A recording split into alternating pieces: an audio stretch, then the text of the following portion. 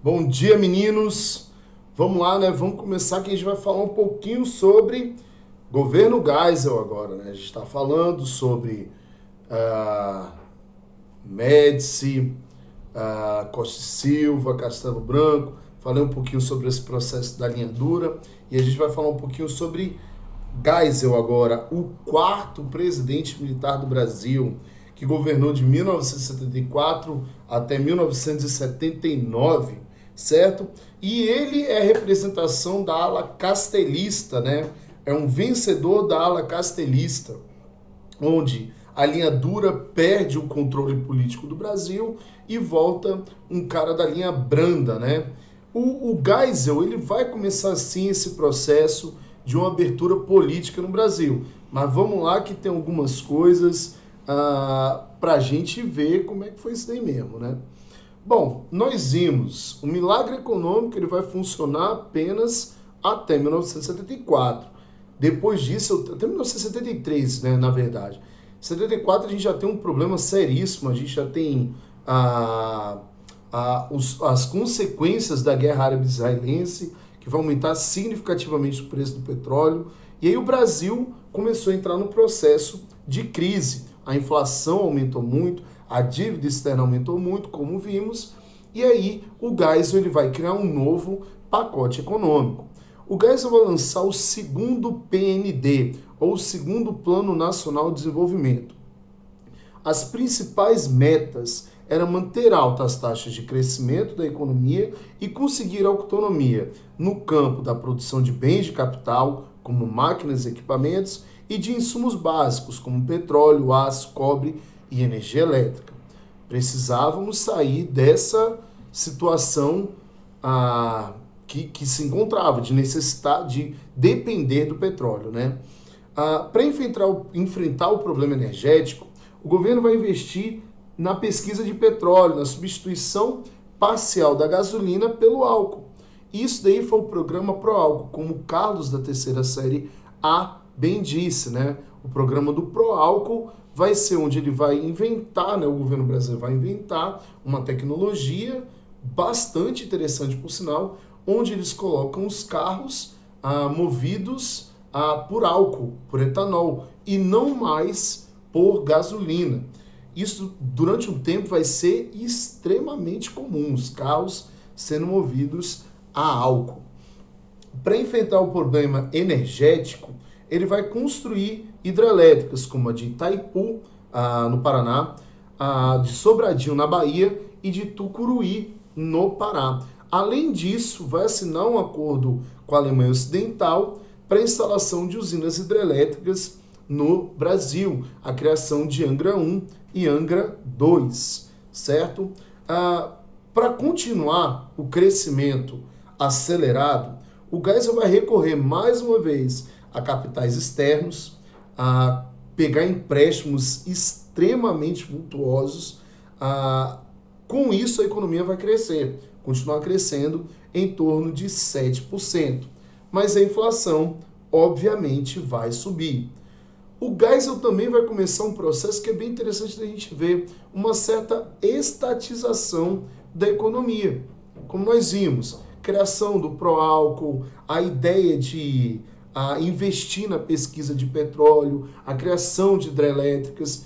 Enquanto os outros governantes militares, eles basicamente abriram, o Geisel vai ter essa característica de ter uma certa estatização da economia brasileira, certo?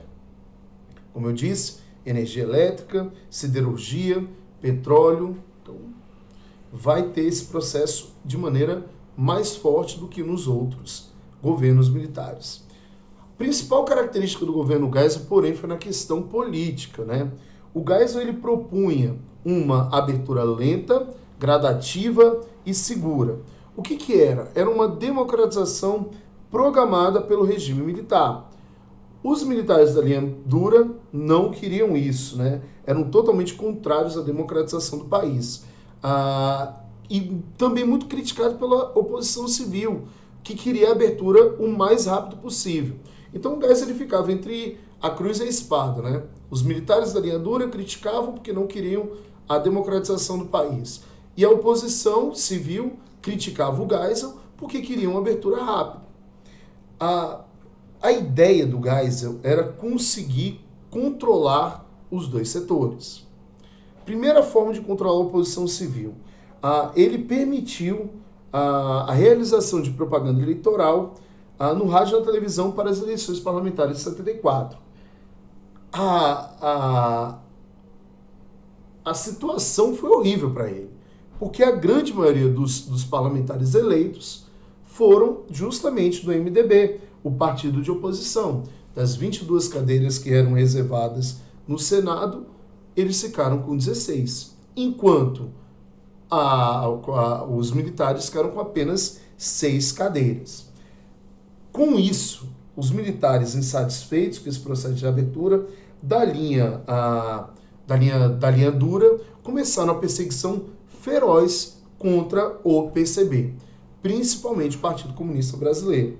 E é nesse contexto que eu vou ter o caso do Herzog, certo? Do jornalista Vladimir Herzog, da TV Cultura, onde ele foi intimado a prestar depoimento no 2º Exército de São Paulo, onde funcionava o DOI-CODE, que ele era acusado de integrar o Partido Comunista e tal. E ele se apresentou no local e no dia seguinte apareceu morto na cela, dizendo que ele tinha sido enforcado. A imprensa reproduziu a imagem, do enforcamento, como nós vimos na aula passada. Ninguém acreditou, ninguém não. A grande maioria não acreditou nessa versão, porque tem gente que acredita em tudo, Então, acreditaram que aquilo lá realmente foi suicídio. Logo depois, eu vou ter um outro problema. O operário Manuel Fiel Filho também apareceu morto com circunstâncias semelhantes dentro do DOI-CODE, certo? Também acusado de participar, de integrar o Partido Comunista, tal, acabou sendo também morto do mesmo jeito. Com isso,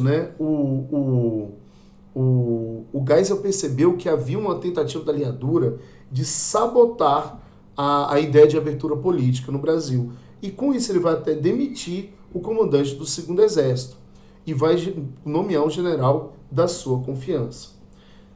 Beleza, eu estou no processo de abertura, eu tenho propaganda política, eu estou caçando militares, coisa que era impensável naquela época, eu estou demitindo militares, mas em 77 a gente tem um retrocesso. Visando não perder, nas eleições que se aproximavam, em 78, é criado o pacote de abril, que é justamente a criação do que se chamavam de senadores biônicos. O que era isso? 1/3 das cadeiras do Senado eram indicação do governo. Ou seja, do parlamento, 1/3 acaba sendo controlado pelo Estado. Depois, abre o resto para votação. Fica evidente que, obviamente, o parlamento brasileiro passou a ser controlado pelos militares. A derrota que eles haviam sofrido em 74, não sofreram em 78. Mas aí, em 1978, o Geisel, mais uma vez, dá uma abertura no processo de... dá uma continuidade no processo de abertura do Estado brasileiro, onde ele restabelece o direito ao habeas corpus, e revogou o AI-5. O AI-5 foi revogado em 1978. E assim o processo de abertura, ele começa a ser visto a olhos vistos, assim, a passos largos. E com isso começou, então, uma batalha pela democracia. A luta e a resistência contra o regime militar começou a crescer de maneira muito forte. Em 79, ele entrega o governo a João Batista Figueiredo, certo? O último presidente militar, que vai governar de 1979 até 1985. O Geisel entregou um país economicamente bom para o Figueiredo? Não, absolutamente não. O Brasil era um país economicamente destruído, certo? Com a dívida externa bombando, uma desigualdade monstruosa e Com essa crise econômica, a resistência ao regime militar se intensifica. Antes mesmo da posse do Figueiredo, começaram a ocupar os espaços públicos, estudantes, operários, artistas, membros da igreja. Né? Meu avô criticava muito, agora eu não lembro qual era, eu não sei quem era o cara, acho que era um cara da CNBB, ele criticava horrores, porque ele era totalmente contrário à ditadura civil-militar no Brasil. O movimento operário vai ganhar muita força mesmo. Eles vão promover greves em todo o país para reivindicar melhores salários, mais liberdade de participação dentro e fora das fábricas. E a mais impactante dessas greves foi a dos metalúrgicos no ABCD paulista. Ela vai começar em 13 de março de 79, 2 dias antes do presidente tomar posse. Os metalúrgicos exigiam melhores salários e tal, e quem controlou essa manifestação foi o Luiz Inácio da Silva, na época apenas Luiz Inácio da Silva, o Lula, né? Hoje Luiz Inácio Lula da Silva. É interessante ver que esse sindicalismo ele vai ser novo, ele vai se diferir, ele vai ser bem diferente daquele sindicalismo da era Vargas. O sindicalismo da era Vargas era uma coisa, o sindicalismo que passou a existir nesse período era outro, o que eles chamavam de sindicalismo autônomo. Por que tinha esse nome de sindicalismo autônomo? Ele não era subordinado ao Ministério do Trabalho, como era na era Vargas. O Vargas ele controlava os ministérios, certo? Então o Ministério do Trabalho controlava esses ministérios. Tanto que o Ministério do Trabalho controlava essas greves, né, esses sindicatos. Tanto que se dizia que muitas vezes naquela época que os sindicatos eram pelegos do Estado, certo? E também não eram comandados por comunistas, como nos tempos de Juscelino Kubitschek e de João Goulart. Os sindicatos metalúrgicos eram dirigidos por operários com experiência no chão da fábrica. Por isso, o novo sindicalismo, naquela época, foi chamado de sindicalismo autônomo. Ele não está relacionado ele não está preso ao Estado, como era na era Vargas. Ele não está preso a uma ideologia, como a ideologia comunista, certo? Como foi no tempo de JK e no tempo de João Goulart. Ele era da galera que trabalhava mesmo na fábrica. Por isso que ele era autônomo. E aí, nesses comitês, nesses comícios, melhor dizendo, os operários reivindicavam inúmeras reivindicações. Também começou a crescer muito um processo de anistia dos presos, né, dos exilados brasileiros. E aí começou um processo de uma campanha que pedia uma anistia ampla, geral e restrita. Em agosto, né, de 1979, é feito, né, a lei da anistia, é aprovada a lei da anistia, que perdoava tanto os que tinham lutado contra o regime militar, quanto os seus defensores, inclusive os agentes de segurança que haviam cometido atos de tortura. Galera, aqui vai um parênteses. Isso daí dificulta demais a ação de famílias que perderam seus parentes. Um grande caso é o Ustra, né? Como mostrei para vocês na aula passada, o Ustra ele não foi condenado a nada, ele morreu em 2015 sem ser condenado. Né? É muito difícil condenar por conta da lei da anistia. Está lá aprovado na lei da anistia. Mas como consequência disso, né, inúmeros brasileiros voltam, né, do exterior, como por exemplo o educador Paulo Freire, o sociólogo Herbert de Souza, conhecido na época como o Betinho. Tem até aquela música, né, que fala... Como é que é o nome daquela música, meu Deus do céu? Como é que é o nome dela? O Bêbado Equilibrista, que ele fala justamente disso, que sonha com a volta do irmão do Enfio, com tanta gente que partiu no rabo de foguete. Ele está se referindo justamente ao Herbert de Souza, no caso Betinho, que ele é o irmão do Enfio, que partiu no rabo de foguete, né? Essa galera tá voltando, né, para o Brasil. Bom, 3 meses depois, já é permitida a formação de novos partidos políticos brasileiros. Não existem mais apenas o MDB e o Arena. Eu posso criar inúmeras agremiações partidárias. Então, eu vou fundar, por exemplo, o PDS. O PDS é o Partido Democrático Social, basicamente a galera que era do Arena, a galera que era dos militares. O MDB virou PMDB, hoje é de novo o MDB. Esse era liderado principalmente por Ulisses Guimarães. Depois eu tenho a fundação do PP, o Partido Popular, que era liderado por Tancredo Neves, aquele mesmo lá do período do parlamentarismo do João Goulart. O PTB, certo, do Vargas, liderado por Ivete Vargas, sobrinha neta de Getúlio. O PDT, Partido Democrático Trabalhista, liderado pelo Brizola, um dos caras que vai ajudar, auxiliar na fuga de João Goulart, né? E também é criado o PT, Partido dos Trabalhadores, que foi fundado por intelectuais, militantes dos movimentos sociais e também por operários, esse liderado pelo Lula. Em 1980, o governo, né, mais um passo rumo à abertura, permitiu, restabeleceu as eleições diretas para governador do estado. Aí, galera, esse fato vai desagradar muito, muito mesmo a linha dura.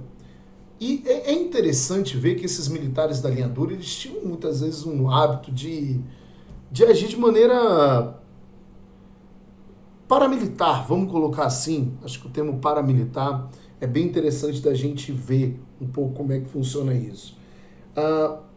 Estava tendo um ato, né, como é que pode se dizer? No dia 1º de maio de 1980, estava tendo uma espécie de um show contra a ditadura, onde diversos artistas estavam lá se apresentando, tal. E no dia desse show no Rio Centro, em 1º de maio de 81, os militares da linha dura decidiram explodir bombas no local que estava acontecendo o show. Só que deu ruim. Uma das bombas acabou explodindo no colo dos militares, né? Matando imediatamente um e o outro ficou gravemente ferido. Gravemente ferido. E aí, obviamente, os caras estavam a caminho do Rio Centro para jogar bomba nessa galera. Mano, imagina um tanto de gente que iria morrer. É um atentado terrorista isso. O que aconteceu? Ninguém foi julgado. O caso foi arquivado e ninguém foi punido. Né? Mesmo com esse processo de reabertura, ainda tem esse problema. Certas coisas ainda ficavam desse jeito, sabe? Não eram julgados, o caso é arquivado, ninguém quer prender ninguém. Então, aí a gente vê, né? Não havia impunidade naquela época. Havia impunidade demais. Bom, em final dos anos 80, início dos anos 80, o modelo econômico do regime militar era totalmente falido. A inflação aproximava dos 100%, o PIB era negativo, menos 3,1%, a situação era de calamidade. A crise econômica vai gerar uma impopularidade ainda maior no regime militar. E aí, um exemplo disso é que nas eleições para governador, praticamente todos os estados, as grandes capitais do Brasil, os grandes estados brasileiros, economicamente maiores, acabaram elegendo políticos que não eram membros do Partido Militar, ou que não eram apoiadores do Partido Militar, não, da ditadura militar. Como, por exemplo, São Paulo, Franco Montoro, do PMDB, Minas Gerais, Tancredo Neves, do PMDB, Paraná, José Richa, do PMDB, Rio de Janeiro, Leonel Brizola, do PDT. fica evidente que ninguém aguenta mais. Em 1983, o deputado federal, então, Dante de Oliveira, do PMDB, ele propôs ao Congresso uma emenda constitucional que estabelecia eleições diretas para presidente da República. A proposta foi ganhando força, a emenda Dante de Oliveira foi colocada para votação. E aí começou no Brasil um negócio que foi fantástico, que foi a campanha das diretas já. As diretas já foi um programa de, como é que pode se dizer, de pressão, de uma pressão extrema, para que o Brasil tivesse eleições diretas já no próximo ano. Foi votada no Congresso. A emenda foi rejeitada por pouquíssimos votos. Na verdade, 22 votos. 22 votos. Por 22 votos, a emenda foi rejeitada. Mas aí, como ficou evidente, era necessário abrir. Então, em 1985, foram marcadas eleições indiretas para o Brasil, para presidente da República. Quem acabou ganhando foi justamente Tancredo Neves, do PMDB. O candidato da ditadura militar, da Arena, era o Paulo Maluf, pelo PDS, ex-governador de São Paulo. A vitória foi ridícula. 480 votos para Tancredo Neves e 180 para Maluf. Enfim, o Brasil passava a ter um presidente civil depois de 21 anos de história, né? De 1964 até a eleição do Tancredo em 1985, foram muitas coisas que aconteceram. Só um parênteses. Um partido decidiu não votar, o PT. Ele se absteve da votação para presidente da República porque ele protestava contra as eleições indiretas. Bom, meninos, então é isso.